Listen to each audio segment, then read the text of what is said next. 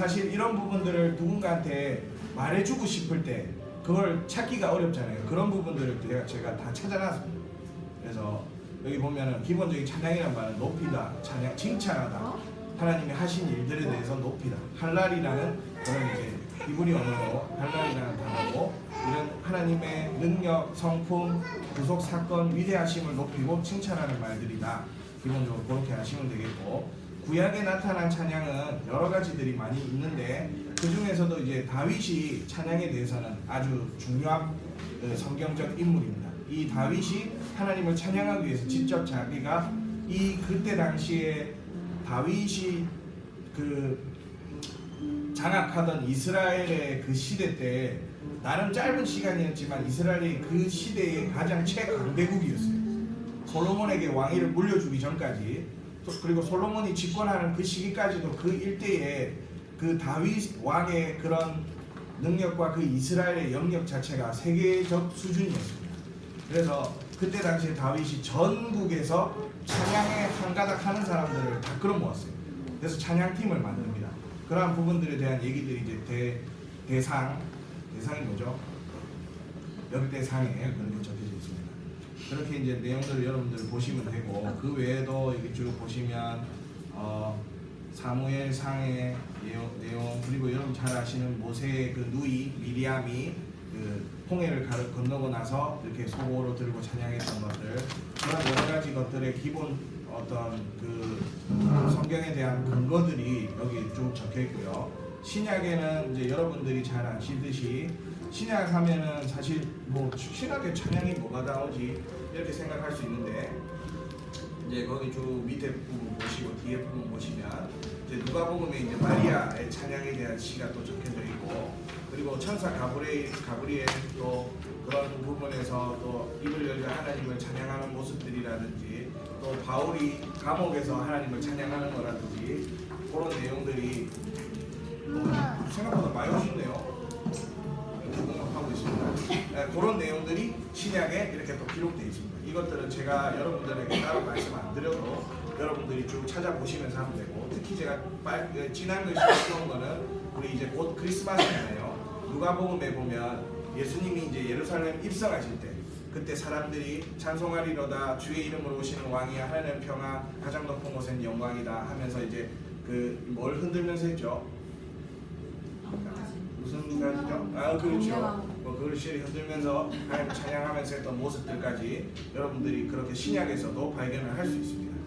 찬양은 이제 어떻게 하는 것인가? 사실 이 부분들이 우리가 찬양팀으로서 실제적으로 좀 느끼고 했으면 좋겠는데, 그에 대한 여러 가지 교회에 대한 사례나 이야기를 하신 목사님들이 있지만, 특히 올소울 교회라는 영국에 있는 교회입니다.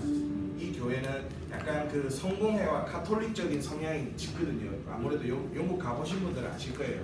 그 교회 스타일이 약간 그렇게 성공회 중심의 그런 어떤 교회인데도 불구하고, 이 교회에서 그런 은사주의가 아닌데도 불구하고 찬양 운동이 자발적으로 일어난 그런 교회에서 그 담임 목사님 짐 그레함이라는 목사님이 이런 그 찬양에 대한 어떻게 하는 것인가에 대한 성경적인 어떤 그 근거를 들어서 하고 있어요. 여러분 고린도전서 14장은 여러분 아시다시피 대부분은 은사장이라고 얘기를 하는 성경의 장입니다. 근데 여기에 은사의 여러 가지 뭐 여러분들이 주로 아실 때 뭐 방언이나 이런 것들만 포인트를 잡으실 수 있는데, 여기에 단어가 나오는데 찬양시라는 단어가 나옵니다. 찬양을 하는 부분에 대해서도 은사라고 교회에서 지정을 해주고 있어요.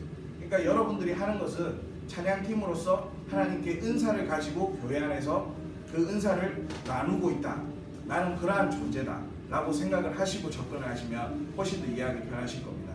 거기에 이제 여러 절들을 구체적으로 들어서 이 목사님이 얘기를 하시고 계신데요. 먼저 찬양은 들을 수 있게 표현돼야 된다. 찬양이 물론 우리가 요즘은 수화 찬양도 있고 하지만, 그 말이 이 들을 수 있다라는 단어는 단지 그냥 이 리스닝에만 표현이 된 게 아니라, 이제 말 그대로 이 뒤에 단어에 더 표현을 주면 됩니다. 표현되어지는 것, 누군가 앞에서 표현되어지는 것이 찬양이다. 그랬을 때 이제 여러분들이 그 갖고 있는 여러 요소들이 다 거기에 포함될 수 있는 거죠. 싱어, 그리고 뭐 워십, 그리고 드럼, 건반, 뭐 여러 가지 요소로. 그래서 그런 부분이고, 그 다음에 찬양은 또 이해될 수가 있어야 된다. 그 사람에게 맞게, 우리 회중에게 맞게 언더스탠이 돼야 된다. 이 부분에 대해서 말씀드리고 싶은 것은 우리 성도님들은 대부분 찬송가 곡들밖에 모르는데 우리 찬양팀의 수준은 16급이고 막 여러 해외 찬양들을 다 안다고 해서 우리는 우리 찬양만 한다 라고 했을 때는 성도들에게 이해되어지기가 힘들겠죠. 그래서 이런 부분들에 대한 우리 찬양팀 수준이 더 높다고 해서 회중들을 무시한다는 것은 찬양팀에 대한 그 올바르지 않는 모습이다 라고 이제 정의할 수가 있는 것이죠. 그리고 찬양팀에는 균형이 또 있어야 된다. 이 균형은 여러 가지 요소가 있습니다. 사실 이거를 말하려면 우리가 실제적인 부분에서 다 들어갈 수가 있어요. 그래서 그거는 또 차후에 뒤에 또 나오고요.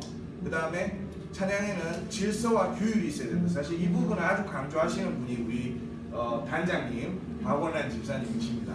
오늘 이 자리에 오셨으면 아마 이 부분에 대해서 본인이 할 말이 있다라고 하셨거든요.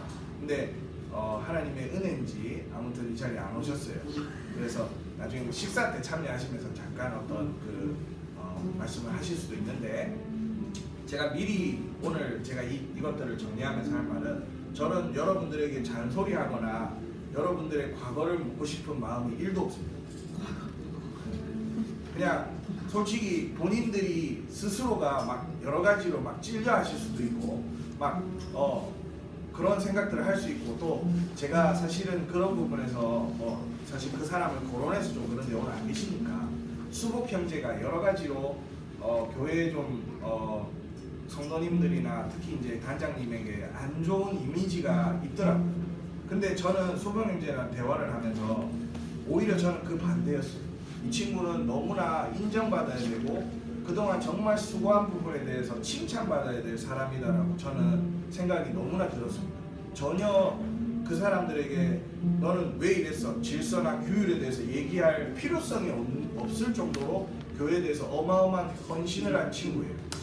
오히려 너무 헌신을 많이 하다 보니까 성도님들이 눈에 더 많이 보이니까 더 잔소리들이 생겨나시는 것 뿐이지, 그 각도를 조금만 바꾸셨으면 수복 형제가 얼마나 그 와중에도 이 찬양팀을 끌고 오고 교회 안에 찬양이라는 요소가 안 없어지도록 그렇게 애쓴 부분에 대해서 정말 사실 인정해줘야 되고, 2018 온산교회 예배 대상이라면 오히려 수복 형제가 받아야 되지 않나. 저는 그 정도로 사실 이 친구에 대해서 좀 마음이 짠하면서 좋은 마음이 있거든요. 그래서 저는 여러분들께 과거에 대한 것들에 대해서 물을 필요가 없고 저도 묻지 않을 거예요. 오늘 이거를 세미나를 하는 이유도, 제가 이렇게 사실 딱딱한 부분에 대해서 말씀을 드리는 이유도 어떻게 보면 딱딱한 부분이지만 우리 팀의 앞으로의 목표치가 어디냐. 우리도 그렇잖아요. 우리가 교회 안에서 모일 때 우리한테 좋은 성경이라는 진리가 있지만 이 성경에 우리를 갖다 비췄을 때 우리가 워낙 그 성경하고 안 맞은 그런 삶을 살 때가 있잖아요. 그렇다고 해서 우리가 성경 부록을 우리가 공부할 수는 없죠. 성경을 누군가가 해석해 놓은 좀 우리 수준에 맞는 어린이 주일학교용 교재로 공부를 할 수 없잖아요. 우리의 항상 최고의 이상 목표는 최고로 두자, 말씀으로 두자. 그런 의미에서 오늘 딱딱하지만 좀 원리 원칙적인 것들로 세미나를 준비를 한 겁니다. 그래서 그 부분들을 생각하시고 이건 좀 내한테 좀 부담인데가 아니라 내가 앞으로 추구해야 될 최종적인 목적지구나 라는 생각으로 여러분들이 비교하면서 했으면 좋겠고, 이미 그 위치에 있는 분들은 다시 한번 자기를 점검하는 시간이 됐으면 좋겠어요. 그리고 이 찬양은 나누는 것이지 관찰하는 것이 아니다. 아주 실제적으로 표현을 했어요. 사실 성경의 이 부분을 제가 26절을 찾아보면 이게 뭔 소리지 할 정도로 사실은 좀 애매한 문구를 이 목사님이 했는데, 그거는 나중에 밑에 따로 이 제시해주는 밑에 거를 보시면 좀 더 참고가 됩니다. 이 나누는 것이지 관찰하는 것이다 아니다라는 것은 찬양은요 평가되어질 것이 아닙니다. 그러니까 대부분 성도님들이 끝나고 나서 오늘 찬양 너무 좋았어요. 오늘 너무 노래 좋았습니다. 사실 찬양은 이런 대상이 아니라는 거예요. 근데 그런 분들한테 찬양 그런 거 아닙니다. 이것은 이렇게 말할 때는 이제 질서와 규율의 문제가 생깁니다. 아까도 얘기했듯이 수목일 때가 쓰레빠 신고 앞에 나가 찬양하고 이런 부분에 다들 막 이렇게 생각할 수 있잖아요. 근데 그걸 가지고 이렇게 하는 부분은 아니라 오히려 기도해주고 오히려 ABC 마켓에서 신발을 사주고 주보가 신발이 없잖아.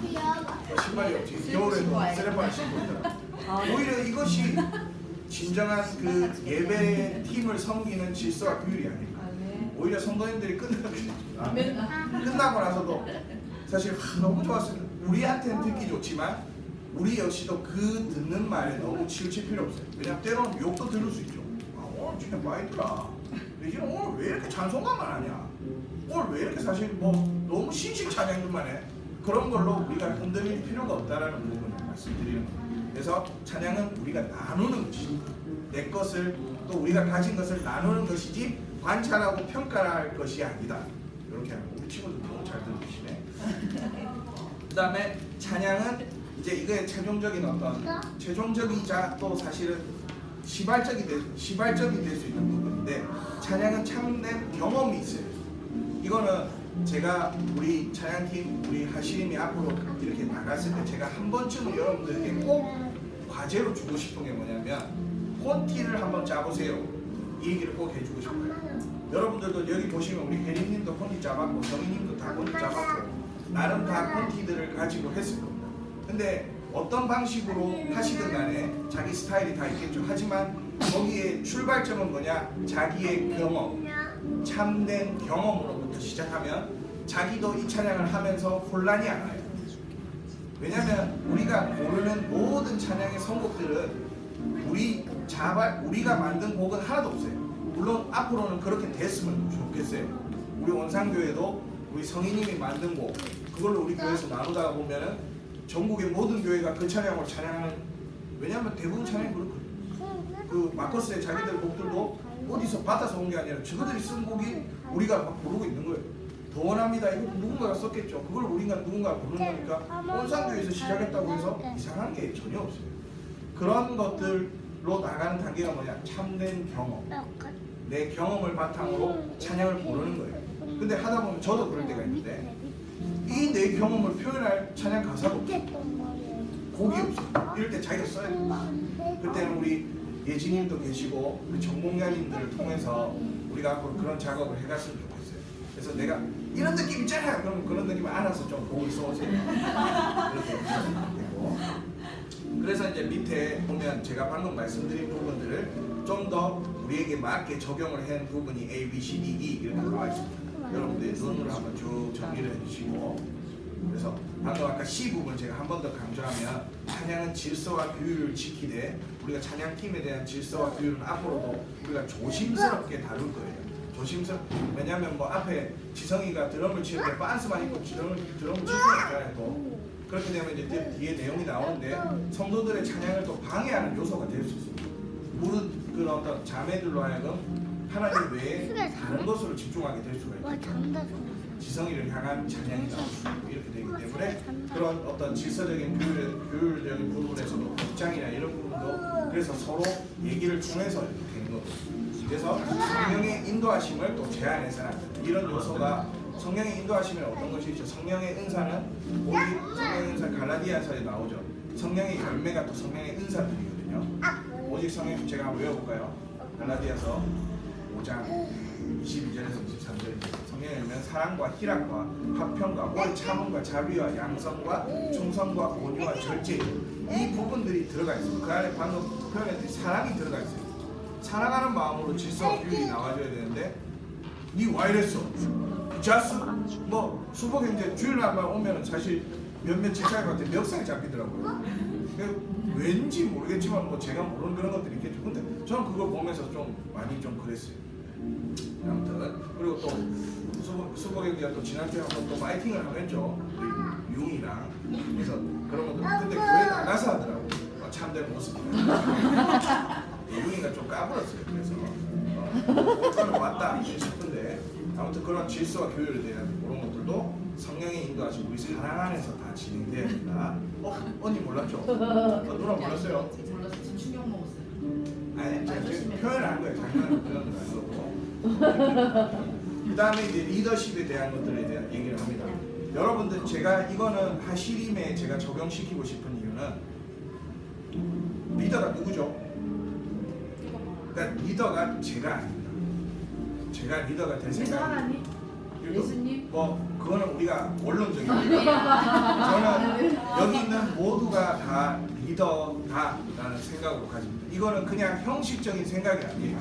실제적인 생각이고 실제적으로 여러분들이 그런 마인드를 갖고 찬양팀에 했으면 좋겠어요. 근데 여러분들의 의견 아주 중요합니다. 한 사람 한 사람이에요. 그리고 여러분들이 리더로 한 번씩 다 설 수 있도록 제가 할 겁니다. 아주 죄송한 일이지만 저는 그렇게 하고 싶어요. 여러분들이 우리 온산교회가 나중에 10만 명이 모이는 교회 됐을 때 그때 10만 명 앞에서 찬양할래요? 지금 해놓을래요? 지금 연습하세요. 알겠죠? 앞으로 여러분들이 1000명 앞에서 10,000명 앞에서 그거를 버텨낼 방법은 소그룹부터 여러분들이 찬양을 인도하는 습관들을 가지고 있어요. 그리고 여러분들이 지금 대충 내가 어떻게 하다 보니까 여기 그냥 흘러 들어온 것 같죠? 아닙니다. 여러분들은 이제 발을 뺄 수 없는 그런 곳에 지금 발을 들인 거예요. 여러분들은 찬양을 한번 한다는 것은 이미 하나님께 쓰임을 그런 쪽으로 받는 존재가 되어버렸기 때문에 집사도 한 번 집사는 영원한 집사거든요. 이거는 제가 뒤에도 설명하지만 여러분들은 이제 청지기로 세워져요. 교회 안에 사실 누군가들은 성가대가 더 위지하냐, 찬양팀은 단이다 뭐 이렇게 생각하시는데 저는 목사님의 말씀과 찬양은 같이 간다고 생각해요. 그만큼 예배만큼 중요한 것이 찬양팀이고 그래서 찬양팀 한 사람 한 사람이 엄청나게 중요한 존재예요. 그거는 제가 이걸 말로 설명하기보다 앞으로 여러분들이 실제적인 느낌을 가졌으면 좋겠어요. 목사님은 오늘 부활에 대한 설교를 하는데 오늘 나는 전혀 그것과 반대되는 찬양의 콘티를 짰다. 그 교회는 이미 나뉘어진 거죠. 그만큼 찬양이 중요합니다. 오늘 교회는 크리스마스인데 나는 부활절 찬양을 불렀어. 나는 이 교회의 어떤 흐름을 방해하고 있는 존재가 되는 거예요. 그만큼 찬양팀이 중요해요. 성가대는 사실 지난주 무슨 찬양했지? 가물가물합니다. 한 곡만 하고 하는 거기 때문에. 물론 그 한 곡을 위해서도 저렇게 준비를 하고 연습을 하죠. 그것도 좀 이따 말씀드릴게요. 리더십이 그래서 중요하다. 다른 거 없어요. 여러분이 리더다. 그렇게만 생각하시고 쭉쭉 보면 되고 예배 사역 측면에서 리더. 그러면 여러분들 어떻게 돼야 돼요? 만약에 그 팀에 리더가 있다라면 그 리더만큼 여러분들도 그러한 여러 가지 부분에서 노력을 하셔야 된다는 부담이 생깁니다. 거기에는 시간, 음악적 재능, 여러 가지 사람들을 챙기는 마음 그런 부분들에까지 여러분들이 똑같이 예배사역 측면에서의 리더십이 필요하다. 그걸 말씀드리고 싶습니다. 그리고 이제 4번으로 바로 넘어가서 청지기. 아까도 제가 말씀 한번 드렸죠. 청지기. 찬양팀에 일단 청지기인데 여러분 쭉 보시면 네 번째 줄에 4번 청지기 카테고리 네 번째 줄에 볼게요. 제가 이제 그 에너지가 떨어져서 제가 지한 글씨를 못했던 거예요. 이 예배를 이끄는 리더에서 이 열정이라는 단어, 하나님이 원하시는 자리까지 사람을 이끄는 존재가 청직입니다. 하나님이 원하시는 자리까지 우리 성도님들을 이끌어가는 존재가 이제 청직인데 이 청직에는 교회 안에 여러 분위기가 있죠. 뭐 권사님, 장로님, 집사님 여러 존재들이 있어요. 그 중에 우리도 똑같이 청직이라는 겁니다. 그렇게 했을 때 이 말은 뭐가 있어야 되냐? 열정이 있어요.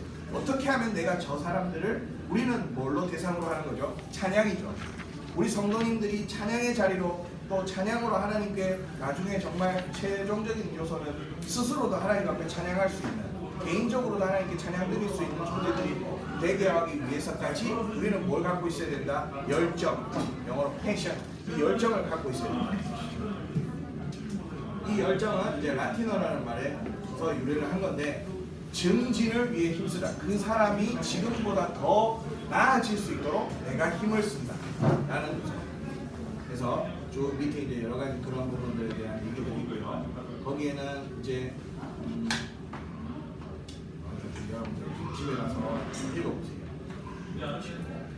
그 다음에 아까 이제 찬양팀이 가져야 될 리더십, 제가 예배 속에서의 리더십 이렇게 말씀드렸고, 사실 이거는 뭐 제가 다 설명을 드리고 해야 되는 부분이지만 여러분들이 쭉 읽으시면 이해가 될 수 있도록 제가 좀 더 풀어서 이렇게 적어놨거든요.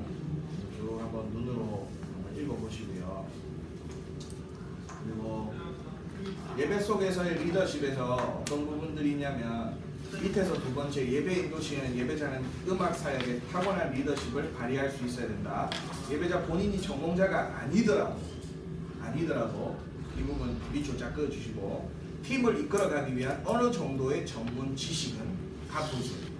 이 말인즉슨 리더만 갖고 있으면 되겠네요. 또 여러분들 모두가 우리 찬양을 우리가 다른 걸로 우리 찬양하지 않죠. 음악을 가지고 찬양을 하기 때문에 음악을 위한 어느 정도의 전문 지식, 사실은 이게 그 기준점이 애매합니다. 그렇지만 이 부분들은 우리의 전체 평균을 냈을 때 그 평균치 이상으로 생각을 하시면 될 것 같아요.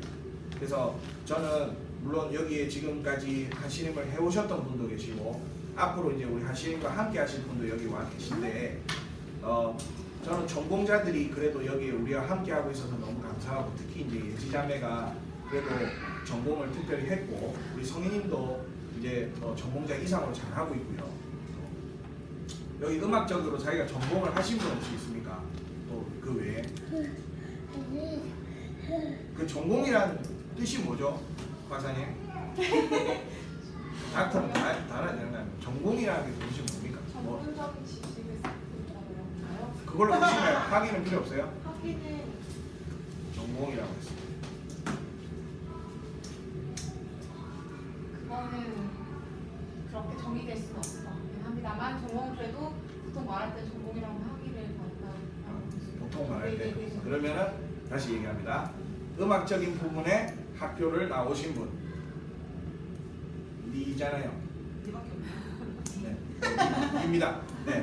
그래서 있다라는 게 너무 감사한데, 그렇게 됐을 때 우리가 이 음악적인 것에 대해서 뭐 무슨 악기를 다루든 만약 보컬을 하든 작곡을 하든 기본적으로 화성학을 배웁니다. 음악 총론 이 기본 개론이 있어요. 요것만 사실은 마스터해도 어디 가서 내 음악 좀 했다 이런 소리 할 수 있어요. 화성학 책은 이 정도 두꺼운데 사실 정말 재미없습니다.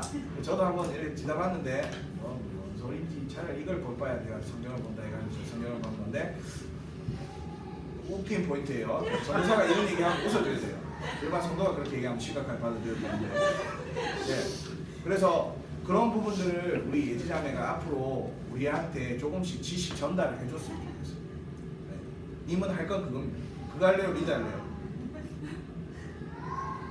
그래서 지금은 부담 느끼지 마시고 아주 조금씩 간단하게 얘기해서 뭐가 몇 개 붙었으면 무슨 작도고 돈은 뭐다, 이런 거부터 우리가 하는 거예요. 아주 기본.